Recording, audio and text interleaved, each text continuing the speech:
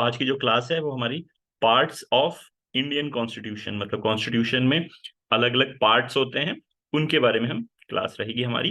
तो कुछ पॉइंट्स हैं जिसको हम पहले डिस्कस कर लेते हैं, भूमिका बांध लेते हैं। तो हमारे जो कॉन्स्टिट्यूशन है जब ये बना था तो उस समय जो ओरिजिनली इस कॉन्स्टिट्यूशन में 22 पार्ट्स थे, 8 शेड्यूल्स थे और टोटल नंबर ऑफ जो आर्टिकल्स थे वो 395 थे। ठीक है। और इस इंपॉर्टेंट इन्फॉर्मेशन है, यहाँ से क्वेश्चन 1 नंबर का बन सकता है। और करेंटली जो है हमारे कॉन्स्टिट्यूशन में 448 आर्टिकल्स हैं, 25 पार्ट्स हैं और 12 शेड्यूल्स हैं। ठीक है। तो ये इंफॉर्मेशन में क्या है, हमारा यहाँ पे 22 पार्ट यहाँ पे दिखा रहा है और यहाँ पर 25 पार्ट्स दिखा रहा है, मतलब टोटल 4 पार्ट्स ऐड हुए हैं। तो आप बोलेंगे 22 + 4 तो 26 होता है, ये 25 कहाँ से आ रहा है? तो इसमें जो है एक पार्ट डिलीट हुआ है, रिपील हुआ है, हटा दिया गया है। तो इसलिए जो है 26 की जगह 25 पार्ट्स ही बचे हुए हैं। और जो टोटल 12 शेड्यूल्स है, मतलब 8 पहले थे, 4 इसमें, सिंपल सा मैथ्स है, 4 इसमें प्लस हुए। और टोटल आज की डेट तक 106 अमेंडमेंट्स हो चुके हैं। ठीक है। तो इसमें यहाँ पे लिखा हुआ रीचेक बिफोर एग्जाम, इसलिए इसको लाल कलर से लिखा हुआ है ताकि इस इंफॉर्मेशन को आप एग्जाम से पहले रीचेक करें। अब 106th अमेंडमेंट कौन सा है जो रिसेंटली हुआ है, ये भी क्वेश्चन बन सकता है आपको। तो ये है हमारा जो वुमेन रिजर्वेशन बिल है, जो कि आपको वुमेन्स को 1/3 रिजर्वेशन प्रोवाइड करता है Lok Sabha and state legislative assemblies में। ठीक है। तो ये कुछ इंपॉर्टेंट चीज थी। कुछ डेफिनेशंस हैं जिनको हमको समझना पड़ेगा। तो इसमें जो है सबसे पहले हमें समझना होगा कि पार्ट्स क्या होता है।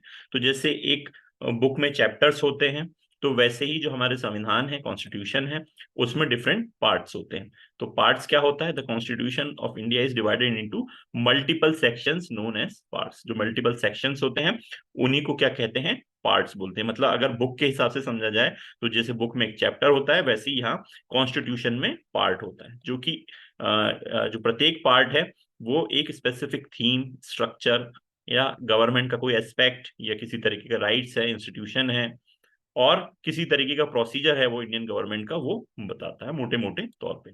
तो जैसे एग्जांपल दिया हुआ है, part 1 deals with the union and it's territories. ठीक है। और part 3 focuses on fundamental rights. तो ये उसके मेजर टॉपिक हैं। ठीक है। जिसको डिवाइड करके मल्टीपल जो सेक्शन है उनको डिवाइड करके क्या बना दिया गया है, पार्ट्स बना दिया है। अब पार्ट्स के बाद जाता है कॉन्स्टिट्यूशन में, उसको बोलते हैं articles. Articles are the numbered sections और provisions of the Indian constitution, मतलब ये सब टॉपिक है। ठीक है। नंबर्ड सेक्शंस, जो पहले हमारे पार्ट्स थे उसी के अंदर जो है नंबर्ड सेक्शंस बना दिए और provisions of the Indian constitution, तो वह कहलाते हैं हमारे आर्टिकल्स। आर्टिकल्स क्या कंटेन करते हैं, ये डिटेल इंफॉर्मेशन कंटेन करते हैं regarding fundamental rights, directive principles, various institutions, powers, authorities and procedures etcetera. तो ये डिटेल इंफॉर्मेशन आर्टिकल्स बताते हैं। ठीक है। तो यहाँ पे दिया हुआ है कि आर्टिकल 14 जो है वो गारंटी करता है right of equality, article 21 ensure करता है राइट टू लाइफ, है ना, एंड पर्सनल लिबर्टी। आर्टिकल 50 जो है focuses on the separation of judiciary from the executive.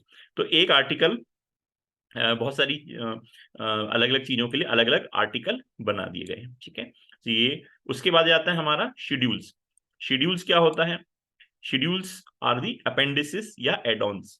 Schedules वो लिस्ट होती हैं जो कि बाद में ऐड की गई हैं, जो ओरिजिनली वो डिटेल हमारे कॉन्स्टिट्यूशन में जो पार्ट है या फिर उसमें आर्टिकल है उसमें मौजूद नहीं थी, इसको अलग से ऐड किया गया है, इसलिए ये इसको शेड्यूल्स कहा गया है। मतलब ये अपेंडिसेस हैं, एड-ऑन्स हैं, है ना। और ये क्या प्रोवाइड करते हैं, हमें एडिशनल डिटेल प्रोवाइड करते हैं and specific specifies regarding various aspects mention in the constitution. ठीक है। तो जैसे हमारे कॉन्स्टिट्यूशन में मेंशन है ऑफिशियल लैंग्वेज के बारे में बोला गया, लेकिन कौन सी लैंग्वेज ऑफिशियल होंगी, ठीक है, तो वो हमारे 8th शेड्यूल में उसको मेंशन किया गया है। ठीक है। तो अब जो पार्ट है या जो आर्टिकल्स हैं उसमें कुछ चीजों को ऐड किया गया है तो उनको बोला जाता है शेड्यूल्स। ठीक है। ये समझने वाली बात है। अब उसको मैंने फर्दर यहाँ पर आपको ये नोट्स में समझाया है, अलग तरीके से देखने का तरीका अलग है, इसको भी आप पढ़ सकते हैं, जिसमें कि आर्टिकल्स, पार्ट्स, शेड्यूल्स और अपेंडिसेस, इनको अलग तरीके से समझा है। अगर आपको ऊपर से समझ में नहीं है तो आप यहाँ से समझ सकते हैं। अब आते हैं हम मेन जो हमारा टॉपिक है, वो है हमारा parts of the Indian constitution. कौन कौन से पार्ट्स हैं, तो उसके लिए एक टिप है उसके लिए एक ट्रिक है ना, रिमेम्बर करने के लिए, याद करने के लिए। उसमें निमोनिक है, निमोनिक का मतलब होता है याद करने का तरीका। तो उसमें बनाया गया है निमोनिक, क्योंकि इसमें टोटल 25 आपके पार्ट्स हैं, ठीक है। टोटल 22 थे पहले, 4 ऐड हुए तो 26 होना चाहिए, लेकिन पार्ट 7 को डिलीट किया गया है, तो 26 माइनस 1 इज इक्वल टू 25, है ना। ये समझ लीजिएगा, क्योंकि आपको अभी समझ जाएंगे शुरू में इस लॉजिक को, तो आपको पार्ट्स को याद करने में समस्या नहीं होगी, आपको सिंपली याद करना है ना। तो उसमें इसका फॉर्मूला है, you can fly directly from US to UP to meet child of Shyam and Ram, ठीक है। ये याद करने का एक शॉर्टकट बनाया गया है ना। यू वाई वाला नहीं है, ये यू से चालू हुआ है, यू फॉर अम्ब्रेला वाला। तो you can fly directly from US, तो यू से एक अलग पार्ट को डिनोट करता है और एस से अलग को करता है, और ये जो लाल से लिखा है इससे कुछ नहीं है, ये सिर्फ हेल्पिंग वर्ब है, ठीक है। तो यूएस टू यूपी, तो यू अलग है और पी अलग है, यू से अलग चीज डिनोट होगी, पी से अलग होगी, इसलिए थोड़ा सा गैप देके लिखा है। टू, यहाँ भी टू जो है लाल वाला, इसका कोई मतलब नहीं है, यहाँ ऑफ का कोई मतलब नहीं है, यहाँ एंड का मतलब नहीं है। तो इसको याद रखिएगा, you can fly directly from US to UP to meet child of Shyam and Ram. तो इनमें जो भी कैप, ये जो बोल्ड लेटर आ रहे हैं, इन्हीं से हमारे पार्ट्स में हमको याद करने में हेल्प मिलेगी। अब इसी के आगे, क्योंकि टोटल 22 हैं, ये तो पूरे नहीं हुए, उसके आगे एक और निमोनिक्स है, इसी में प्लस होता है, इसी कंटिन्यूएशन में। Fruits taste sweet to eat, मतलब फ्रूट्स मीठे टेस्ट करते हैं खाने के लिए, तो ये है fruits taste sweet to eat, है ना। So only eat Maggi as tasty snack. तो ये दोनों जो निमोनिक्स हैं ये एक ही कंटिन्यूएशन में है, पर इसको टुकड़ों में तोड़ दिया गया ताकि आप इजिली याद कर सकें। You can fly directly from US to UP to meet child of Shyam and Ram, है ना। और इसी कंटिन्यूएशन में एक दूसरा निमोनिक है, fruits taste sweet to eat, so only eat Maggi as tasty snack, है ना। ये टोटल आपके 25 पार्ट्स को याद करने में हेल्प करेगा। अब पार्ट्स ऑफ कॉन्स्टिट्यूशन में आने से पहले एक इंपॉर्टेंट चीज है जिसको आपको पता होना चाहिए कि कौन कौन से पार्ट्स ऐड किए गए हैं, ठीक है। तो ऐड जो भी करेंगे उसमें ए और बी आ जाएगा, है ना। तो जैसे है पार्ट जो 4 है, 4A, इसको ऐड किया गया, फंडामेंटल ड्यूटीज नहीं है ना। तो जैसे फंडामेंटल राइट्स जो था वो ऑलरेडी था हमारे कॉन्स्टिट्यूशन में, लेकिन बाद में संशोधन के थ्रू महसूस किया संविधान के जानकारों द्वारा कि ये इनकम्प्लीट है ना। आपने राइट्स की बात कर दी, ड्यूटी की बात कौन करेगा।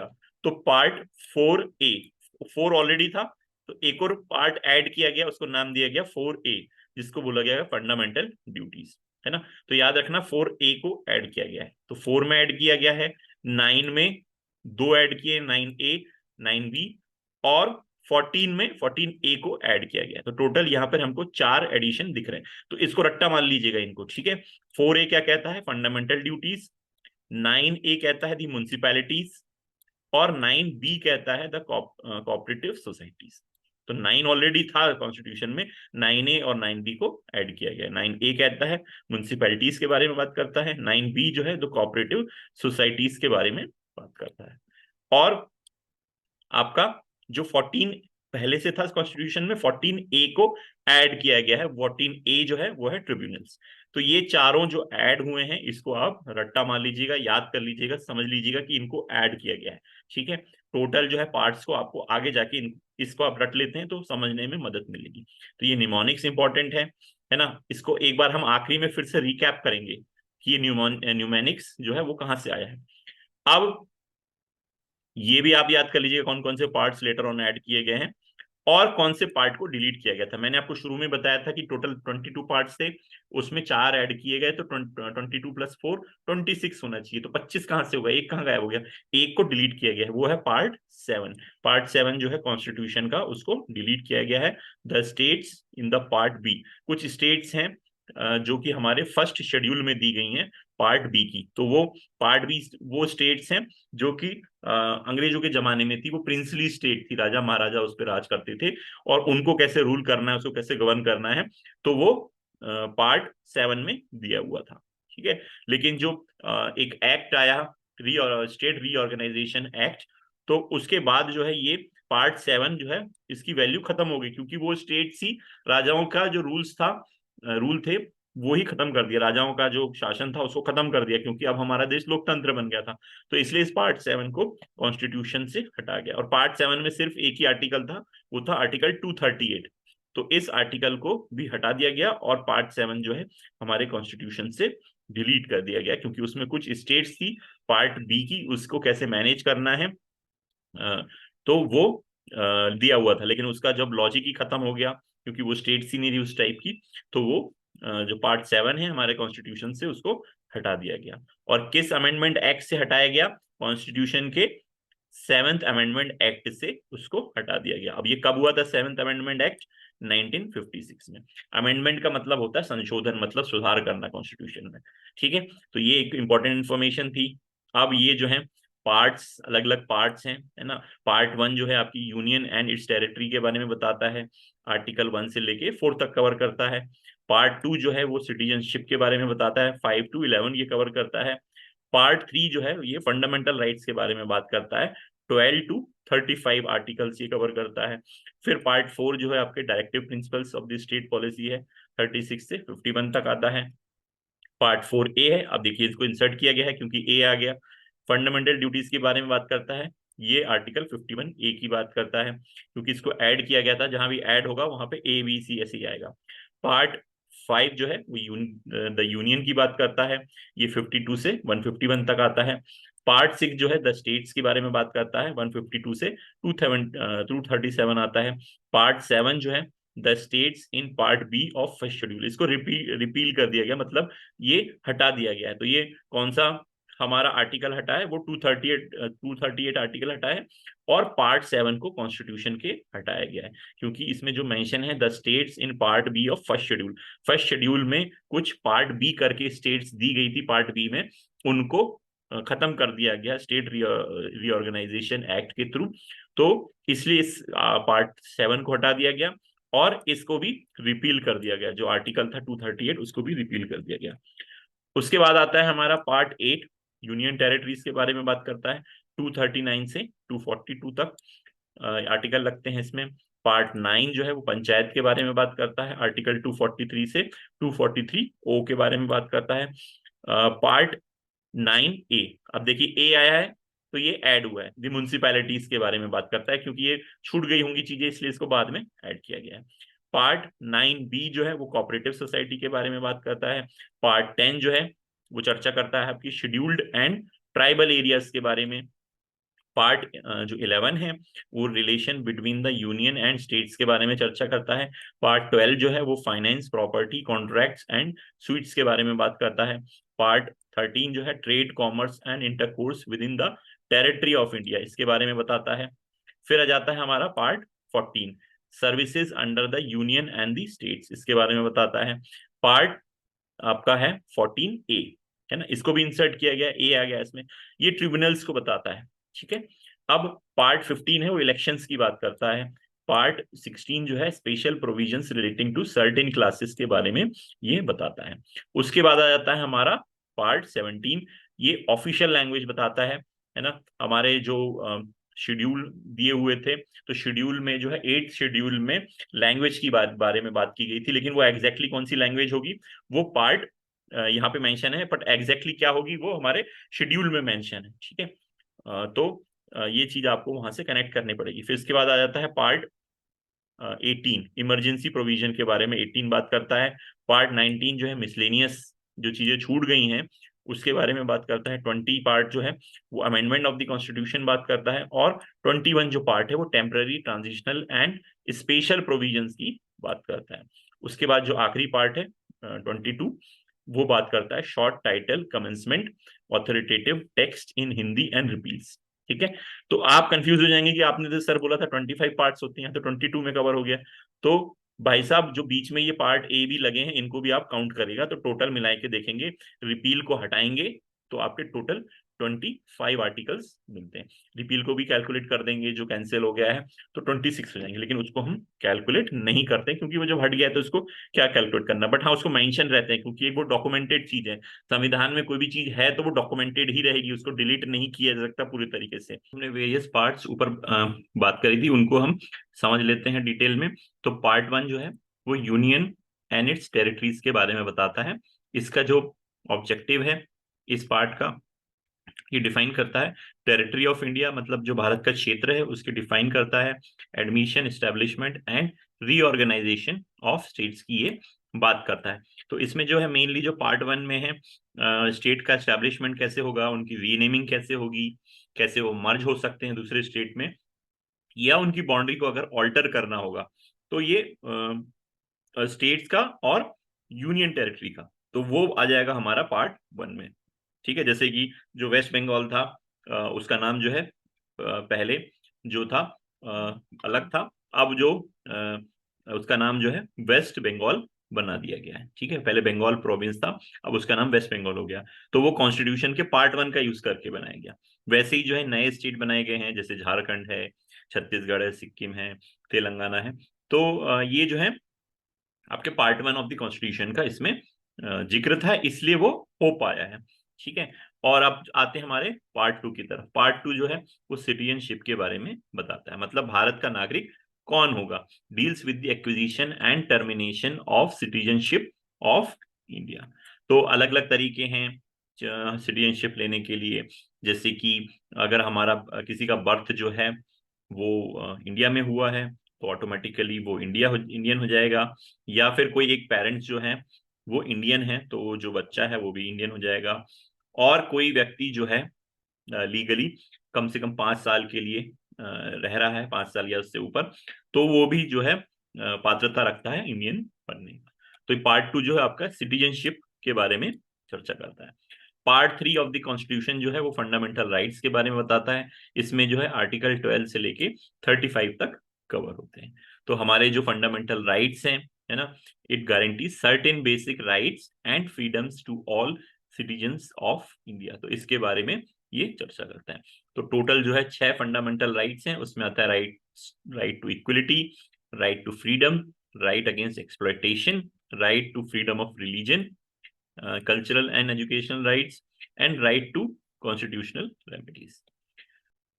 पार्ट 4 जो है वो है हमारा directive principles of state policies, मतलब इसको हिंदी में बोलेंगे नीति निदेशक सिद्धांत। मतलब जो हम नीतियां बना रहे हैं, किसी भी तरीके की स्कीम लॉन्च कर रहे हैं, तो उनके लिए कुछ निदेशक रहेंगे, उनके लिए कुछ डायरेक्टिव्स रहेंगे, और वो जो है प्रिंसिपल्स रहेंगे, जिससे कि हमारी स्टेट की पॉलिसीज बनेंगी। ठीक है, जैसे कि हमें उसमें सोशल जस्टिस होना चाहिए, इकोनॉमिक वेलफेयर होना चाहिए, इंटरनेशनल पीस होना चाहिए, इन्वायरमेंटल प्रोटेक्शन होना चाहिए, aiming to create welfare state. For example, हम एक ऐसी नीति बनाते हैं जिसमें कि कुछ एक स्टेट गवर्नमेंट है, उसमें एक ऐसी नीति बनती है जिसमें कि जो लड़कियों का स्कूल अगर दूर है उनके घर से 2 किलोमीटर से ज्यादा, तो उनको एक साइकिल दी जाएगी, बाइसिकल दी जाएगी। अब इससे क्या फायदा है, इससे एक वेलफेयर स्टेट क्रिएट हो रहा है। लड़कियां जो है बाईसाइकिल से स्कूल जाएंगी, जल्दी पहुंचेंगी, या फिर कई लड़कियां होती हैं स्कूल दूर होने की वजह से वो स्कूल नहीं जाती, उनके माँ बाप उनको स्कूल नहीं भेजते, लेकिन अब उनके पास साइकिल आ जाएगी, तो वो लड़कियां जो है स्कूल जाना, रेगुलर स्कूल जाएंगी, उनकी पढ़ाई लिखाई अच्छी होगी, और हमारे देश जो है यहाँ पे सशक्त बनेगा। तो यहाँ पर हमको समझना है कि पार्ट 4 जो है वो directive principles of state policy के बारे में बताता है, मतलब नीति निदेशक सिद्धांत। अब पार्ट 4A, अब ए आ गया यहाँ पे, मतलब इसको इंसर्ट किया गया है। पार्ट 4A क्या कहता है, ये बताता है आपका फंडामेंटल ड्यूटीज के बारे में बताता है। तो जैसे कि हमको पता है कि हमारे राइट्स ऑलरेडी मेंशन थे कॉन्स्टिट्यूशन में, तो उसी के साथ में जो है इसको ऐड किया गया है, बाद में विचार किया गया है कि राइट्स तो हैं बट ड्यूटीज का क्या। तो पार्ट 4A में फंडामेंटल ड्यूटीज की व्याख्या की गई है। इसमें आर्टिकल 51A आता है। ठीक है, तो ये आप इसको पढ़ लीजिएगा कि हमारी कौन कौन सी ड्यूटी होती है। जैसे कि फॉर एग्जांपल ड्यूटी नंबर 3 लिखा हुआ है, to uphold the and protect the sovereignty, unity and integrity of India, to defend the country and render national service when called upon to do so. ठीक है, ये सब हमारी ड्यूटीज हैं जो कि हमारे पार्ट 4A में आती है, कॉन्स्टिट्यूशन की फंडामेंटल ड्यूटीज। अब आता है हमारा पार्ट 4A, जो फंडामेंटल ड्यूटीज है ये 42, इसको याद रखिएगा, हाँ मैं बताना भूल गया, सॉरी। पार्ट 4A जो है, कोई भी चीज जो A B C जो भी आ रही है, मतलब वो अमेंडमेंट से ऐड की गई है। तो ये 42nd अमेंडमेंट 1976 ईयर में था, 42nd अमेंडमेंट जो था उसके थ्रू एक कमेटी बनाई गई थी, स्वरण सिंह कमेटी। तो उन्होंने सजेस्ट किया था और उन्होंने बोला था कि हमारी फंडामेंटल ड्यूटीज भी होनी चाहिए। तो उस कमेटी के रिकमेंडेशन पर 42nd अमेंडमेंट एक्ट आया हमारे कॉन्स्टिट्यूशन में। 42वां जो 42वां अमेंडमेंट किया गया 1976 में। तो क्वेश्चन बन सकता है कि फंडामेंटल ड्यूटीज को कौन से अमेंडमेंट से लाया गया है? तो पार्ट 4A का जो फंडामेंटल ड्यूटीज है उसको 42nd अमेंडमेंट के थ्रू लाया गया है 1976 में। ठीक है, अब आ जाता है हमारा पार्ट 5। पार्ट 5 वह यूनियन के बारे में बताता है। और यूनियन का मतलब क्या है? यूनियन की गवर्नमेंट के बारे में बताता है। ठीक है, यूनियन गवर्नमेंट के बारे में चर्चा करता है कि यूनियन गवर्नमेंट का मतलब जो सेंट्रल गवर्नमेंट है उसका structure, organisation, powers of union government, ये सब चीज बताएगा। ठीक है, तो इसमें जो है एग्जीक्यूटिव, लेजिस्लेटिव क्या होगा? एग्जीक्यूटिव मतलब कार्यपालिका कैसी रहेगी, लेजिस्लेटिव मतलब जो विधायिका रहेगी, मतलब जहां पर कानून बनते हैं वो कैसी रहेगी, financial powers of the union बताएगा, detailing of the president, vice president, parliament में कैसे कार्यप्रणाली होगी, and other significant aspect of the union government का जो है हमारा पार्ट 5 वो चर्चा करता है। अब इसमें अलग अलग चैप्टर्स हैं, उसको आप जाके पढ़ लीजिएगा। इसके अंदर जो अलग अलग चैप्टर है, जैसे चैप्टर 1 है वो एग्जीक्यूटिव की बात करता है ना। पार्ट चैप्टर 2 है वो जो है आपकी पार्लियामेंट की बात करता है। चैप्टर 3 है वो लेजिस्लेटिव पावर्स ऑफ प्रेसिडेंट के बारे में बात करता है। इसी तरीके से चैप्टर 4 है वो यूनियन जुडिशरी की बात करता है। और चैप्टर 5 जो है controller and auditor general of India. तो ये सब यूनियन गवर्नमेंट में आते हैं, executive, parliament, legislative power of president, union judiciary. Union judiciary का मतलब होता है आपकी सुप्रीम कोर्ट। ठीक है, क्योंकि सेंट्रल में आ रहा है तो सुप्रीम कोर्ट की यहाँ पे बात होगी। और controller and auditor general of India. अब जो पार्ट 6 है वो स्टेट्स के बारे में बताता है। इसमें आर्टिकल 152 से 237 तक कवर होता है। मतलब ये स्टेट गवर्नमेंट की बात कर रहा है, उसकी organisation, structure, power, state government कैसे काम करेगा। ठीक है, तो यहाँ भी जो है जनरल एडमिनिस्ट्रेशन कैसा होगा, एग्जीक्यूटिव, एग्जीक्यूटिव मतलब करने वाले लोग। ठीक है ना, कुछ सब कुछ आ जाता है उसमें, मुख्यमंत्री, गवर्नर, ये सब आ जाता है। देन स्टेट लेजिस्लेचर, है ना, मतलब जो राज्य की जो है विधानसभा है उसके बारे में बात होगी। ठीक है, और फिर जो है आप आता है लेजिस्लेटिव पावर ऑफ गवर्नर के बारे में बात करता है, हाई कोर्ट के बारे में बात करता है, और आपकी सबऑर्डिनेट कोर्ट्स। हाई कोर्ट तो स्टेट में होती है, उसके अलावा निचली अदालतें भी होती हैं, उनको सबऑर्डिनेट कोर्ट्स बोला जाता है। तो ये सारी चीजें जो है पार्ट 6 है हमारी, वो स्टेट्स के बारे में बताती है पूरी कहानी, स्टेट्स कैसे फंक्शन करेंगे। पार्ट 7 हम पढ़ चुके हैं कि रिपील हो चुका है, the states in part B of first schedule. तो हमारे जो कॉन्स्टिट्यूशन में जो फर्स्ट शेड्यूल था, ठीक है, उसमें कुछ स्टेट्स थी, कुछ राज्य थे, वो पार्ट बी में दिए हुए थे। फर्स्ट शेड्यूल के पार्ट बी में कुछ स्टेट्स मेंशन थे। तो ये पार्ट 7 जो कॉन्स्टिट्यूशन का था उन्हीं के फंक्शनिंग के बारे में बताता था कि इनमें कैसे रूल होगा। ठीक है, तो वो पार्ट बी में कुछ राज्य थे, है ना। मैं फिर से समझाता हूं आपको। कॉन्स्टिट्यूशन का जो फर्स्ट शेड्यूल था उसमें एक पार्ट बी था, और उस पार्ट बी में कुछ स्टेट्स मेंशन थे। ठीक है, तो वो कौन कौन से स्टेट से? कुल मिला के 8 स्टेट से उसमें। Hyderabad, Jammu and Kashmir, Madhya Bharat, Mysore, Patiala, east Punjab states union, Rajasthan, Saurashtra and Travancore, Kochi. तो इनको रीऑर्गेनाइज किया गया है। ठीक है, और रीऑर्गेनाइज किया गया है, और उसके बाद जब वो रीऑर्गेनाइज हो गई हैं तो ये जो 7th पार्ट था कॉन्स्टिट्यूशन था, इसका कोई जो है इसका कोई मतलब नहीं रह गया था, इसकी कोई वैल्यू नहीं रह गई थी। तो स्टेट रीऑर्गेनाइजेशन एक्ट था 1956, इसके थ्रू जो है स्टेट्स को रीऑर्गेनाइज किया गया था। और उसके बाद जो है इनकी बाउंड्रीज चेंज हुई थी। तो जो था इसको 7th अमेंडमेंट एक्ट जो कॉन्स्टिट्यूशन का था, कॉन्स्टिट्यूशन में चेंज किया गया था 7th अमेंडमेंट के थ्रू 1956 में ही। ठीक है, तो उसमें फिर इस पार्ट 7 को कॉन्स्टिट्यूशन से thank you bye bye tata कर दिया गया था। ठीक है, अब पार्ट 8 जो है वो यूनियन टेरिटरीज के बारे में बात करता है। यूनियन टेरिटरीज जो है उनके गवर्नेंस की बात करता है, एडमिनिस्ट्रेशन की बात करता है यूनियन टेरिटरीज की। यूनियन टेरिटरी क्या होती है? जिसको कि सेंटर रूल करता है, यूनियन गवर्नमेंट उसको रूल करता है। होती वो छोटी जगह है, उनको स्टेट कोई भी स्टेट के अंदर में नहीं आती, वो डायरेक्ट जो है सेंट्रल गवर्नमेंट के अंदर में आती है ना। तो आपको पता है कि हमारे देश में टोटल 28 स्टेट्स हैं, 28 स्टेट्स हैं, और 8 जो है आपकी 8 जो है वो यूनियन टेरिटरीज हैं। ठीक है, जिसमें आता है हमारा दिल्ली, अंडमान एंड निकोबार, चंडीगढ़ आता है, Dadar and Nagar Haveli, Daman and Diu, Jammu and Kashmir, Ladakh, है ना, लक्षद्वीप, पुडुचेरी। तो ये सारे इसमें राज्य आते हैं। तो इनकी राज्यों के नाम और इनकी जो राजधानी है ये आपको पता होनी चाहिए। और 28 स्टेट्स हमारे देश में हैं। तो पार्ट 8 ऑफ द कॉन्स्टिट्यूशन आपकी यूनियन टेरिटरीज के बारे में बताता है। पार्ट 9 जो है वो पंचायत के बारे में बात करता है।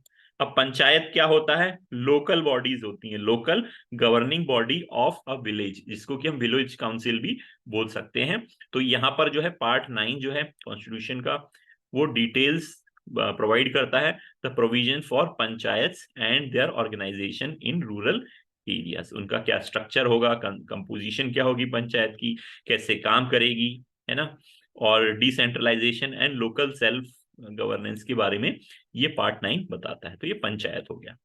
Part 9A। अब 9A से क्या लग रहा है हमें कि इसको इंसर्ट किया गया, इसको ऊपर से डाला गया, है ना। 9 नॉर्मल में जहां भी ABC एक्स्ट्रा लगा है मतलब उसको इंसर्ट किया गया। तो 9A जो है वो म्युनिसिपैलिटीज के बारे में बताता है। म्युनिसिपैलिटीज क्या होती हैं? इनको म्युनिसिपल कॉर्पोरेशन, म्युनिसिपल काउंसिल, ये सब क्या अगर नाम से जाना जाता है। म्युनिसिपैलिटी, नगर निगम, नगर पालिका, नगर परिषद, नगर पालिका परिषद ना, बहुत सारी डेफिनेशन है।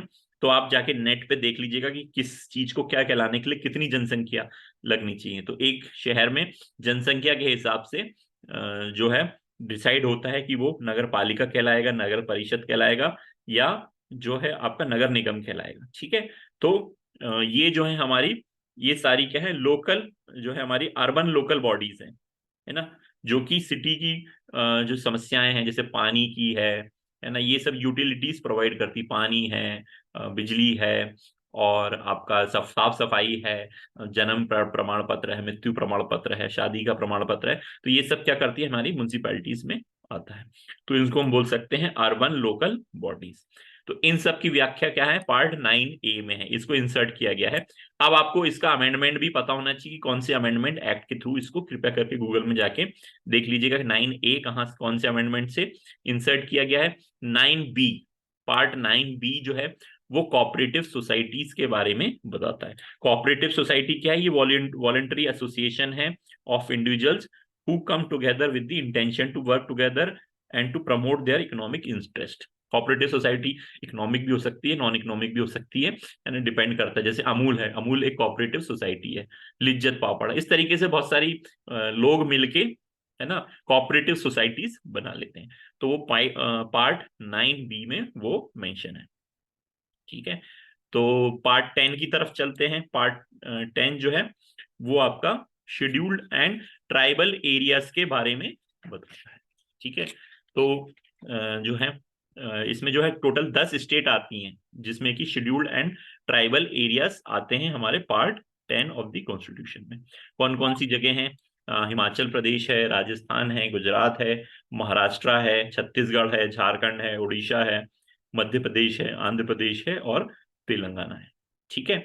तो ये हमारा आ जाता है पार्ट 10, जो कि चर्चा करता है शेड्यूल्ड एंड ट्राइबल एरियाज की। तो किस चीज में फोकस करता है? On the administration and governance of tribal areas and regions identified as scheduled areas. ठीक है। तो शेड्यूल्ड क्यों बोला गया है इसको? क्योंकि ये शेड्यूल में मौजूद है। शेड्यूल हम आगे पढ़ेंगे अगले इसमें, तो वहां पर ये मौजूद है, इसलिए इनको शेड्यूल्ड एरियाज कहा गया है। ठीक है। तो इसको बनाया गया है, क्यों बनाया गया है इसको अलग से? भाई ये एरियाज को क्यों अलग से हम संविधान में लिख रहे हैं? Because it contains special provisions for the welfare and protection of tribal communities, safeguarding their customs, culture and rights. क्योंकि जो ट्राइबल कम्युनिटी है उनके आइडेंटिटी को, उनकी जो रीति रिवाज हैं, उनकी जो संस्कृति है, उनके जो अधिकार हैं, है ना, जैसे जंगल में वो कितनी खेती कर सकते हैं, जंगल में पेड़ काट सकते हैं कि नहीं, कौन सा उनका ट्रेडिशन अलग रहता है, तो उन सबको प्रोटेक्ट करने के लिए पार्ट 10 में शेड्यूल्ड एंड ट्राइबल एरियाज को मेंशन किया गया है। पार्ट 11 की तरफ चलते हैं। हमारा वो है relation between the union and the states. मतलब जो सेंट्रल गवर्नमेंट और स्टेट के बीच में किस तरीके का रिलेशनशिप रहेगा। जैसे हमने पढ़ा था कि फ्रंट ऑफिस और हाउसकीपिंग के बीच में क्या relationship between the front office and housekeeping, वैसे ही जो है यहाँ पर सेंटर और स्टेट के बीच में किस तरीके का रिलेशन होगा, है ना, और उनके बीच जो है डिस्ट्रीब्यूशन ऑफ लेजिस्लेटिव क्या रहेंगी, एग्जीक्यूटिव क्या रहेंगी, एंड एडमिनिस्ट्रेटिव पावर क्या रहेंगी, है ना। मतलब जो सेंटर से ऑर्डर आया है वो स्टेट को मानना पड़ेगा, ये कुल मिला के ये वहां से जो कम्युनिकेशन फॉलो होगा वो स्टेट को मानना पड़ेगा। प्रेसिडेंट है, प्राइम मिनिस्टर है, यूनियन मिनिस्टर्स हैं, वो कुछ चीज लागू करते हैं तो स्टेट में उसको उस रूल को मानना पड़ेगा। तो ये कहलाता है हमारा relation between union and the state. ये हमारे कॉन्स्टिट्यूशन के पार्ट 11 में मौजूद है। ठीक है, इसके अंदर 2 चैप्टर हैं। लेजिस्लेटिव रिलेशन जो है चैप्टर 1 में आता है, और एडमिनिस्ट्रेटिव रिलेशंस है वो चैप्टर 2 में आते हैं। पार्ट 12 की बात करते हैं तो finance, property, contracts and sweets की ये बात करता है। ठीक है, जितने भी गवर्नमेंट के फाइनेंशियल मैटर्स हैं या गवर्नमेंट प्रॉपर्टी किस तरीके से बेची जाएगी, खरीदी जाएगी, उसका रखरखाव कैसे होगा, कॉन्ट्रैक्ट्स कैसे बनेंगे, legal proceeding against the government, government के खिलाफ अगर कोई लीगल प्रोसीडिंग करनी है तो वो सारी चीजें इसमें आ जाती है। ठीक है, अब आ जाता है हमारा पार्ट 13। पार्ट 13 जो है पार्ट 12 से ही थोड़ा सिमिलर है।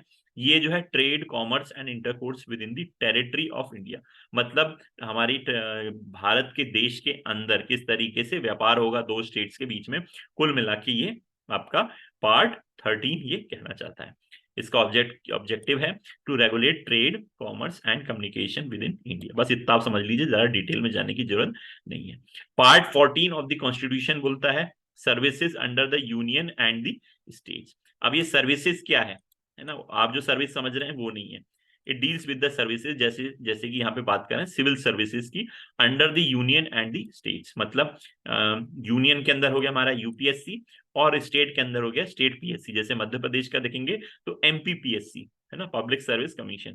तो ये उसकी बात करेगा कि उनका स्ट्रक्चर कैसा होगा, एडमिनिस्ट्रेशन क्या होगा, रिक्रूटमेंट रूल्स कैसे होंगे, कंडीशन ऑफ सर्विस कैसे होगी नौकरी की, जैसे स्टेट गवर्नमेंट की नौकरी के क्या रूल होंगे, कुछ कॉमन रूल्स होते हैं है ना, जो सेंट्रल गवर्नमेंट से अडॉप्ट किए जाते हैं है ना। तो जो सेंट्रल गवर्नमेंट में नौकरी कर रहे हैं उनको अर्न लीव किस हिसाब से मिलेंगी, कैजुअल लीव कैसे मिलेंगी है ना, कौन कौन सी गाइडलाइंस है उनको नौकरी करते समय फॉलो करनी पड़ेगी, तो वो सब कंडीशन ऑफ सर्विस भी इसमें पूरी कहानी आ जाती है। And other aspects related to the government services, तो ये पूरी कहानी जो है वो आ जाती है हमारी पार्ट 14 में।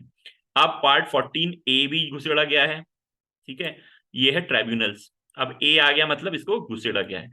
पार्ट 14A ये है ट्राइब्यूनल्स। ट्राइब्यूनल्स क्या होता है, अब ट्राइब्यूनल्स का मतलब होता है, यहाँ पे दिया हुआ है जैसे कि हमारे देश में कोर्ट्स होती हैं, न्यायालय होते हैं।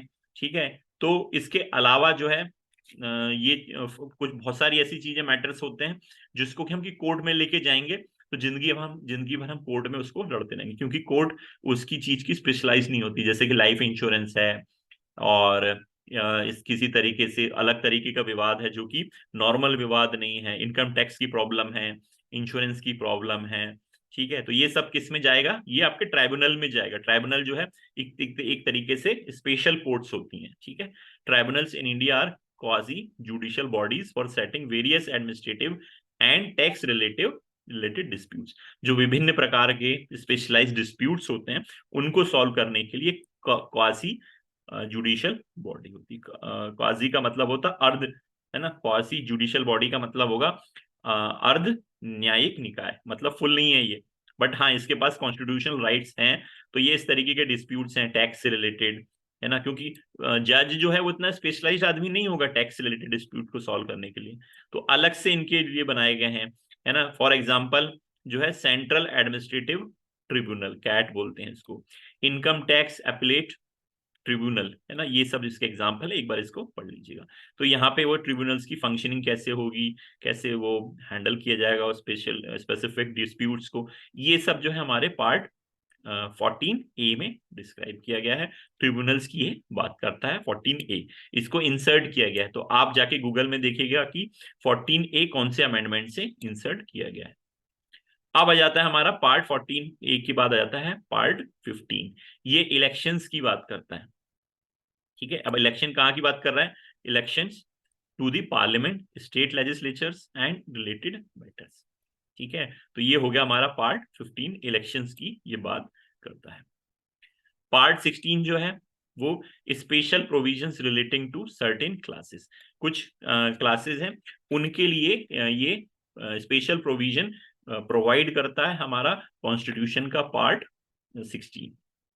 अब पार्ट जो 16 है वो किस तरीके की चीजों को डिस्क्राइब करता है, किन के लिए स्पेशल क्लासेस किसकी बात कर रहा है, जो कि इंक्लूड करती है हमारे schedule caste, schedule tribe and other backward classes. तो SC ST एंड OBC जो क्लास है उनके लिए ये स्पेशल प्रोविजन जो भी है वो यहाँ पे पार्ट जो हमारा कॉन्स्टिट्यूशन का पार्ट 16 जो है वो डिफाइन करता है। ठीक है, तो ये इंपॉर्टेंट है, इसको आप रट्टा मान लीजिएगा, पूछा जा सकता है। अब आता है हमारा part 17। Part 17 of the constitution, ये भी इंपॉर्टेंट है, ये ऑफिशियल लैंग्वेज के बारे में बात करता है। ठीक है, अब ये तो पार्ट 17 हो गया हमारा ऑफिशियल लैंग्वेज। अब आप देख रहे होंगे कि शेड्यूल जो है हमारे, शेड्यूल हमने पढ़े थे और आगे फिर से हम एक बार पढ़ेंगे। शेड्यूल्स जो है 8 शेड्यूल्स हमारे एक्चुअली कौन कौन सी ऑफिशियल लैंग्वेज होंगी उसको डिस्क्राइब करेगा। यहाँ पे ये डिस्क्राइब कर रहा है कि भाई ऑफिशियल लैंग्वेज की गाइडलाइंस क्या क्या हो सकती हैं, वो डिसाइड करता है, और शेड्यूल में वो क्या होंगी, मतलब वो लिस्ट है शेड्यूल। ठीक है, तो कुल मिला के जो पार्ट हमारा 17 है वो ऑफिशियल लैंग्वेज के बारे में बात कर रहा है। तो यहाँ पे ये जो कहानी लिखी है इसका सार ये है कि जो हमारे देश की जो यूनियन है, हमारा जो देश है, उसमें जो ऑफिशियल लैंग्वेज है वो एज सच हमारे देश में कोई भी नेशनल लैंग्वेज नहीं है। हमारी जो ऑफिशियल लैंग्वेज है वो हिंदी और इंग्लिश है हमारे यूनियन की। ठीक है, बस इतनी कहानी है, आप इसको बस याद रखिएगा कि पार्ट जो 17 है वो ऑफिशियल लैंग्वेज के बारे में चर्चा करता है। पार्ट 18 ये बहुत इंपॉर्टेंट है, इसको याद कर लेना। ये इमरजेंसी के बारे में बात कर रहा है, किसी भी तरीके से प्रॉब्लम हो गई, लड़ाई हो गई किसी देश से, या कोई आपदा आ गई बहुत बड़े फॉर्म में, जैसे कि हमारे देश में कोविड आ गया है, तो अलग अलग तरीके के जो है यहाँ पर आर्टिकल का यूज करके उस तरीके से इमरजेंसी लगाई जा सकती है, जैसे कि डिफाइन की गई है। आर्टिकल 352 नेशनल इमरजेंसी के बारे में बात करता है। आर्टिकल 356 स्टेट इमरजेंसी के बारे में बात कर रहा है, जो कि आपका प्रेसिडेंट रूल है। ठीक है, तो क्वेश्चन बन सकता है कि प्रेसिडेंट रूल जो है एक स्टेट में कौन से आर्टिकल का यूज करके लगा सकते हैं, तो वह आर्टिकल 356 का यूज करके। आर्टिकल 360 जो है फाइनेंशियल इमरजेंसी के बारे में बताता है। तो इन तीनों को आप अच्छे से चार्ट लीजिएगा, और कौन से पार्ट में आती है, पार्ट 18 ऑफ द कॉन्स्टिट्यूशन में आती है। ठीक है, ये इंपॉर्टेंट कहानी है, इसको याद कर लीजिएगा। अब आता है पार्ट 19, इसमें आता है मिसलेनियस। मिसलेनियस मतलब कि जो कहीं पर नहीं आते हैं वो आते हैं मिसलेनियस में, सब कुछ जहां छूट छाट गया है कोई भी चीज तो वो मिसलेनियस में पार्ट 19 में आता है। ये क्या डील करता है, miscellaneous matters including rules of procedure. Rules of procedure क्या होता है, मतलब काम करने की गाइडलाइंस होती हैं। ऐसे ही नहीं कि काम करना है तो कैसे भी कर लेंगे, काम करने का भी एक प्रोसीजर होता है, तो इसको कहा जाता है रूल्स ऑफ प्रोसीजर। मतलब स्टेट गवर्नमेंट सेंट्रल को कैसे चिट्ठी लिखेगा, सेंट्रल स्टेट को कैसे चिट्ठी लिखेगा, मतलब कोई भी रूल है उस कैसे स्टेप आउट, कैसे स्टेप्स होंगी उसको करने के लिए, प्रोटोकॉल्स क्या होंगी, प्रोसेस क्या होंगी, है ना। किसी भी तरीके का हमको डिसीजन लेना है, काम करना है, तो उसके जो रूल्स ऑफ प्रोसीजर, प्रोसीजर कैसे फॉलो होंगे उसके भी रूल्स रहेंगे। तो ये सब जो है हमारा मिसलेनियस में आता है। सीट्स ऑफ गवर्नमेंट कितनी होंगी, सिटीजनशिप इश्यूज अगर कुछ होता है तो उसको कैसे डील किया जाएगा, और भी अदर अदर तरीके के मिसलेनियस चीजें हैं, वो सब हमारे कॉन्स्टिट्यूशन के पार्ट 19 में आ जाता है। अब पार्ट 20 है ना, ये है कहलाता है हमारा अमेंडमेंट ऑफ द कॉन्स्टिट्यूशन। सबसे इंपॉर्टेंट पार्ट है कॉन्स्टिट्यूशन में, किसी भी तरीके से चेंज होना है, और नॉर्मली चेंज होता नहीं है, इसमें इसका प्रोसीजर होता है। तो वो प्रोसीजर जो है वो यहाँ पर डिटेलिंग दी गई है। Details the procedure for amending the constitution. Constitution में अगर यदि बदलाव करना होगा उसका क्या प्रोसीजर होगा, है ना, कैसे कहाँ से ये इनिशिएट होगा। तो कोई भी एक, या तो लोकसभा से या जो हमारी विधानसभा राज्यसभा है उनसे जो है इसको इनिशिएट किया जा सकता है, राज्यसभा या लोकसभा से कहीं से भी। और वहां पे 2/3 बहुमत में जो सीट्स हैं उसके 2/3 बहुमत से वो इनिशिएट किया जाना चाहिए। ठीक है, और साथ में ही जो वो पारित होगा, जब वो लोग वहां पे वोटिंग होगी तो भी उसमें 2/3 वोटिंग होना जरूरी है, तभी वो जो है कॉन्स्टिट्यूशन में अमेंडमेंट बिल जो है वो पेश किया जा सकेगा। तो बिल को पेश करने के लिए 2/3 जो है वोटिंग वो होनी चाहिए, एग्रीमेंट होना चाहिए। और वो बिल को एक्ट बनाने के लिए, है ना, बिल होता है कच्चा खांचा ड्राफ्ट, एक्ट होता है कि हाँ ये कानून बन जाएगा, तो वो एक्ट बनाने के लिए वहां भी 2/3 दोनों सदनों में, है ना, जो हमारी लोकसभा है उसमें भी और जो राज्यसभा है उसमें भी, दोनों जगहों पर 2/3 आपको वोट मिलना चाहिए उस बिल को, तब जाके वो एक एक्ट बनेगा। जब उस पर राष्ट्रपति महोदया की जो है मोहर लग जाएगी, साइन हो जाएगा, तब वो बन जाएगा एक्ट। ठीक है, तो पार्ट 20 जो है वो अमेंडमेंट ऑफ द कॉन्स्टिट्यूशन के बारे में बात करता है। पार्ट 21 है वो temporary, transitional and special provision की बात करता है। अब इसमें 3 चीज है, कौन कौन से प्रोविजन है? Temporary, transitional and special provisions of the constitution की बात कर रहा है। अब ये क्या है? टेम्पररी प्रोविजन क्या है? मतलब वो प्रोविजंस, वो चीजें, वो लॉ हमारे कॉन्स्टिट्यूशन में जो कुछ समय के लिए थी, वो कहलाती हैं टेम्पररी प्रोविजन। जैसे आर्टिकल 370 है ना, special status to Jammu and Kashmir, for example बता रहा हूँ। तो ये जो था टेम्पररी प्रोविजन था, कुछ साल के लिए लगाया गया था, और उसमें लिखा था कि राष्ट्रपति चाहे तो इसको रिमूव कर सकते हैं अपनी स्पेशल पावर का यूज करके। ठीक है, तो ये हो गया टेम्पररी, कुछ समय के लिए। ट्रांजिशनल क्या होता है? जब ट्रांजिशन का मतलब होता है एक स्टेट से दूसरी स्टेट, मतलब राज्य की बात नहीं हो रहा है, एक फॉर्म से दूसरे फॉर्म में जब कोई चीज ट्रांजिट होती है, कन्वर्ट होती है, तो कुछ रिलैक्सेशन दी जाते हैं रूल्स में कुछ समय के लिए, तो उसको बोला जाता है ट्रांजिशनल प्रोविजंस। तो ये ट्रांजिशनल प्रोविजन, जैसे कि पहले जो है अंग्रेजों का शासन था, उसके बाद जो है अंग्रेजों के नियम कानून थे, है ना, उसके बाद जो है इंडिया का कॉन्स्टिट्यूशन लागू हो गया।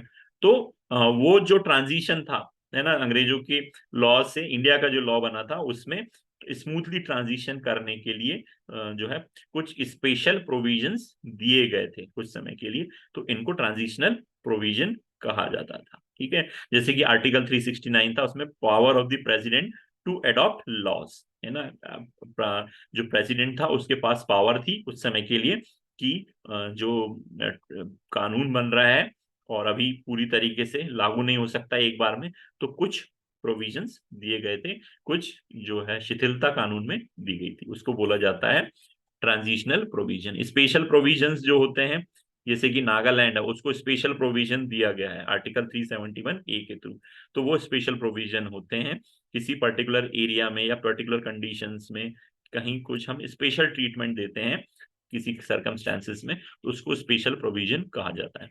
उसके बाद आता है हमारा पार्ट 22 कॉन्स्टिट्यूशन का। ये जो है short title, commencement, authoritative text in Hindi and repeals के बारे में बताता है। तो एक एक करके समझते हैं क्या है पार्ट 22, आखिरी है, आई होप, हाँ थैंक यू, आखिरी है। इसमें जो है शॉर्ट टाइटल जो है कॉन्स्टिट्यूशन का शॉर्ट टाइटल क्या होगा, जैसे कि एसबीआई जो है स्टेट बैंक ऑफ इंडिया का शॉर्ट टाइटल होता है, तो वो कोई भी डॉक्यूमेंट बनता है, नियम कानून बनता है, रूल्स बनते हैं, तो उसमें लिखा रहता है कि शॉर्ट टाइटल में लिखा रहेगा एसबीआई शुड बी या state bank of India shall be titled as SBI, as be known, can be known as SBI. तो वो शॉर्ट टाइटल जो है हमारे कॉन्स्टिट्यूशन का, वो है the constitution of India. Simple सी चीज है, कोई कॉम्प्लिकेटेड नहीं है। कमेंसमेंट मतलब चालू कब से होगा, तो कॉन्स्टिट्यूशन जो है वो हमारा अडॉप्ट किया गया था 26 नवंबर 1949 को, और फोर्स में कब आया, वो है 26 जनवरी 1950 को। तो कमेंसमेंट मतलब ये इंफॉर्मेशन दी है कि हमारा जो कॉन्स्टिट्यूशन है इस तारीख से 26 जनवरी 1950 से 1950 से ये कमेंस होगा, चालू होगा। ठीक है, उसी दिन को हम 26 जनवरी को हम जो हमारा गणतंत्र दिवस, रिपब्लिक डे ऑफ इंडिया मनाते हैं। ठीक है, और ऑथोरिटेटिव टेक्स्ट इन हिंदी, मतलब इसमें बोला गया है कि हिंदी को हल्के में मत लीजिए, जो संविधान इंग्लिश में बना है उसका जो हिंदी वाला वर्जन है वो भी उतना ही इक्वल वेटेज रखता है इंग्लिश टेक्स्ट के बराबर, और दोनों ही वर्जन जो हैं Hindi and English, they are equally valid. तो ये जो है उसमें वो कहलाता है authoritative text in Hindi. Repeals कहता है वो रद्द करना। ठीक है, ये जो है किसी भी तरीके का कॉन्स्टिट्यूशन में किसी भी तरीके के एक्ट है या ऑर्डर्स हैं, वो जो है कोई they are no longer in the use, in the force, तो जो है उसको रद्द करने की ये बात करता है। ठीक है, तो ये टोटल पार्ट हो गया। अब हमने अलग अलग पार्ट को समझ लिया था, है ना। एक इंपॉर्टेंट इंफॉर्मेशन है, मैं दोबारा से रिपीट करना चाहूंगा, ये न्यूमोनिक है, इसको हम आखिरी में अब हम समझने की, या अब हमको रट्टा मारना है ना, समझ तो हम गए हैं मोटा मोटा जो हमको समझना चाहिए कैटरिंग असिस्टेंट के हिसाब से या कैटरिंग सुपरवाइजर के हिसाब से। तो इसका हम न्यूमेनिक फिर से देखते हैं। You can fly directly from US to UP. अब यहाँ जो यू का अलग मतलब है और एस का अलग मतलब है, यहाँ यू का अलग है, यहाँ पी का अलग है ना, लाल में दिया है वो यूज नहीं होंगे हमारे, और जब हम इसमें इससे हम पार्ट बनाएंगे कॉन्स्टिट्यूशन का। तो you can fly directly from US to UP to meet child of Shyam and Ram. इसी में फिर कंटिन्यूएशन है, fruits taste sweet to eat, so only eat Maggi as tasty snack. है ना, बहुत सिंपल है, इसको आप 4-5 बार पढ़ लेंगे, इस वीडियो को देख लेंगे तो आपको ये याद हो जाएगा। है ना, इसको लिख लीजिएगा, किसी आपके नोट्स में लिख लीजिएगा, आपको आसानी होगी पार्ट्स ऑफ कॉन्स्टिट्यूशन याद करने में। ठीक है, पार्ट्स अब कौन कौन से ऐड किए गए थे, है ना, ये याद कर लेना, क्योंकि टोटल जो है आपको याद करने का फॉर्मूला अगर आप ये याद नहीं करेंगे तो आपको याद नहीं होगा कौन कौन से पार्ट ऐड किए गए थे। तो 4A ऐड किया गया था, अब 9 में 2 ऐड किए गए थे, 9A 9B, तो 4 9 एंड 14, 4 9 14 याद रखिएगा। है ना, 5 का अंतर है, 4 फिर 4 में 5 प्लस करेंगे तो 9 आएगा, 9 में 5 प्लस करेंगे तो 14 आएगा, तो 4 9 14, 5 का अंतर है, 4 + 5 9, 9 + 5 14। बस ये याद रखिएगा कि ये है क्या, 4A फंडामेंटल ड्यूटीज हैं, है ना, 9A और 9B याद रखिएगा, 9A है आपका म्युनिसिपैलिटीज, 9B है द कोऑपरेटिव सोसाइटी। तो 9 में 2 हैं, A एंड B, एंड 14 है A है हमारा ट्रिब्यूनल्स। और पार्ट 7 को डिलीट किया गया था, इंपॉर्टेंट इंफॉर्मेशन है बंधु, आगे ये काम आएगी रट्टा मारने के लिए, क्योंकि जो शॉर्टकट बनाया गया है, ये जो न्यूमोनिक्स बनाया गया है, इसमें जो है पार्ट 7 को नहीं लिया गया है। अब आपको अपनी बुद्धि का सदुपयोग यहाँ पर करना पड़ेगा इस न्यूमैनिक्स को समझने के लिए, जो कि मेरे द्वारा एक्सक्लूसिवली, हालांकि ये इंटरनेट पे उपलब्ध थी, मैंने अपना दिमाग नहीं लगाया, बट जो ये चार्ट है ये मैंने अपना दिमाग लगा के बनाए हैं। ठीक है, अब न्यूमैनिक है, यहाँ पे कीवर्ड है, उसका पार्ट का नंबर है, और ये किस, इसके पूरा एक्सप्लेनेशन है उस पार्ट का। तो यू हमने यू से यू ही है ना, यू से होता है यूनियन, ये पार्ट 1 है, इसमें द यूनियन एंड टेरिटरी आता है। यू कैन, ठीक है ना, जो हमने न्यूमेरिक बनाया था यू कैन फ्लाई वाला, तो ये दिया हुआ ऊपर, you can fly directly from US to UP, तो ये वाला यू का हो गया यूनियन, है ना, पार्ट 1 हो गया। कैन आ गया सिटीजनशिप, ये पार्ट 2 हो गया, है ना, ये सिटीजनशिप के बारे में बात करता है। फ्लाई मतलब एफ से, फ्लाई तो एफ से हो गया फंडामेंटल, याद करने के लिए फंडामेंटल राइट्स के बारे में बात कर रहा है। Directly, you can fly directly, ठीक है ना, तो डायरेक्टली का डी से यहाँ पे है हमारा डायरेक्टिव, है ना, ये directive principles of state policy के बारे में बताता है। फ्रॉम, फ्रॉम का एफ लिया हमने, इससे बना दिया फंडामेंटल, ये फंडामेंटल ड्यूटीज के बारे में बात करता है। अब यहाँ पे कहानी चेंज हो गई, ये 4A है ना, आपने याद किया था 4 9 एंड 14, और 9 में A भी था, तो उस हिसाब से आप जब तक आप ये चीज क्लैरिफाई नहीं होगी तब तक ये फॉर्मूले का भी, न्यूमैनिक का भी कोई मतलब नहीं निकलेगा। यू फॉर यूनियन, है ना, ये 5th आ गया हमारा, द यूनियन गवर्नमेंट। फिर एस से होता है हमारा स्टेट, ये हो जाता है हमारा पार्ट 6 में आता है, जो कि स्टेट गवर्नमेंट के बारे में बात करता है। फिर से यू आ गया, यू फिर से यूनियन के बारे में होता है ये, लेकिन ये वाला यूनियन जो यूनियन टेरिटरी है, तो थोड़ा सा आपको मेहनत करनी होगी, इसको कागज में लिखना पड़ेगा कि पहले वाला जो ये है वो यूनियन गवर्नमेंट मतलब सेंट्रल गवर्नमेंट के बारे में बात कर रहा है, और यहाँ पे यूनियन, ये वाला यू जो है, क्योंकि न्यूमैनिक है, कुछ ना कुछ तुकबंदी से बनाया गया है ना, तो इसलिए इसको थोड़ा सा आपको समझना पड़ेगा कि जो सेकंड वाला यू है वो हमारा यूनियन टेरिटरी के बारे में बात कर रहा है। पहला यू किसके बारे में बात कर रहा है, यूनियन का, है ना, यूनियन गवर्नमेंट का, और दूसरा यूनियन जो यू है वो यूनियन बोल रहा है, लेकिन ये कौन सा यूनियन है, यूनियन टेरिटरीज के बारे में। अब पी से हो जाता है हमारा पंचायत, है ना, पंचायत के बारे में बात कर रहा है। मीट, मीट का एम लिया तो हो गया म्युनिसिपैलिटीज, है ना, म्युनिसिपैलिटीज के बारे में बात कर रहा है। चाइल्ड ऑफ, तो इसमें ना ऑफ का कोई मतलब नहीं है ना, तो यहाँ पे चाइल्ड ऑफ का सी लिया है चाइल्ड का, तो चाइल्ड का सी से होगा कोऑपरेटिव, ये कोऑपरेटिव सोसाइटी के बारे में बात करता है। श्याम, श्याम जो है वो शेड्यूल्ड हो गया, वर्ड क्या है, as for Shyam, as for scheduled, तो ये शेड्यूल्ड एंड ट्राइबल एरियाज के बारे में बात करता है। राम का एम हो गया, तो वो होता है रिलेशंस के बारे में बात कर रहा है, relation between the union and the states के बारे में बात कर रहा है। फ्रूट्स का एफ हो गया, मतलब ये एफ से फाइनेंस हो गया, finance, property, contracts and sweets के बारे में बात करता है। टेस्ट, टेस्ट का टी लिया हमने, उससे बन गया ट्रेड, तो ये हो गया हमारा पार्ट कौन सा चल रहा है, ये 13। पार्ट को भी ध्यान रखना, है ना, मेन चीज तो पार्ट याद कर रहे हैं, पता चला न्यूमेरिक याद हो गया, पार्ट से हम कोरिलेट ही नहीं कर पाए। तो ये ट्रेड जो है, trade, commerce and intercourse with in the territory of India के बारे में चर्चा करता है। स्वीट, स्वीट का एस यहाँ पे सर्विसेज के बारे में बात करता है, services under the union and the states. To, है ना, पहले वाले इसमें टू और एंड का मतलब नहीं था, लेकिन अब जो है ये दूसरी कहानी हो गई है ना, यहाँ फ्रूट से चालू हो गई है जो। तो ये वाला जो टू है, ट्रिब्यूनल्स को, T for to, T for tribunals, तो ट्रिब्यूनल्स के बारे में बात करता है, जो स्पेशल कोर्ट्स होती हैं उनके बारे में बात करता है। ईट, ईट से ई से बना ईट, और ई से बना इलेक्शंस, तो ये इलेक्शंस के बारे में बात करता है। सो, सो का एस, तो यहाँ पे स्पेशल, एस फॉर स्पेशल, ये special provisions relating to certain classes जो एससी एसटी ओबीसी है उनके बारे में ये बात करता है। ओनली, ओनली का ओ, और यहाँ पे ऑफिशियल, है ना, ये ऑफिशियल लैंग्वेज की बात करता है ना। पार्ट देखते जाना, पार्ट को आप जब एग्जाम में रहेंगे तो इन पार्ट्स को इस तरीके से फॉर्मूला लिखना पड़ेगा आपको, और फॉर्मूला लिखने के बाद उसके पार्ट आप लिख लेंगे, इसमें रफ कॉपी आपको मिलेगी, जहां तक मेरे ख्याल से मिली थी हम लोगों को। तो वो रफ कॉपी में, रफ पेपर में आपको ये फॉर्मूला लिख लेना है, और उसकी फिर नंबरिंग कर लेनी है। पहले निमोनिक्स लिख लोगे, फिर पार्ट 1 2 3 करके लिख लोगे, और फिर वहां पर आप टिक लगा दोगे कि ये इस नंबर का पार्ट है। ईच में जाता है, E for eat, E for emergency, emergency provision की चर्चा करता है, पार्ट 18।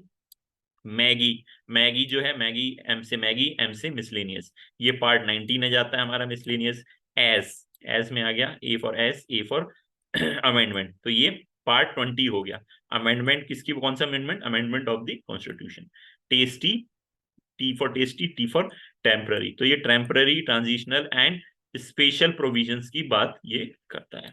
उसके बाद हो गया snack, S for snack, S for short, तो ये हमारा कॉन्स्टिट्यूशन का 22 पार्ट हो गया, 22nd पार्ट हो गया। Short, title, commencement, authoritative text and Hindi and repeals, ये सब हो गया हमारा।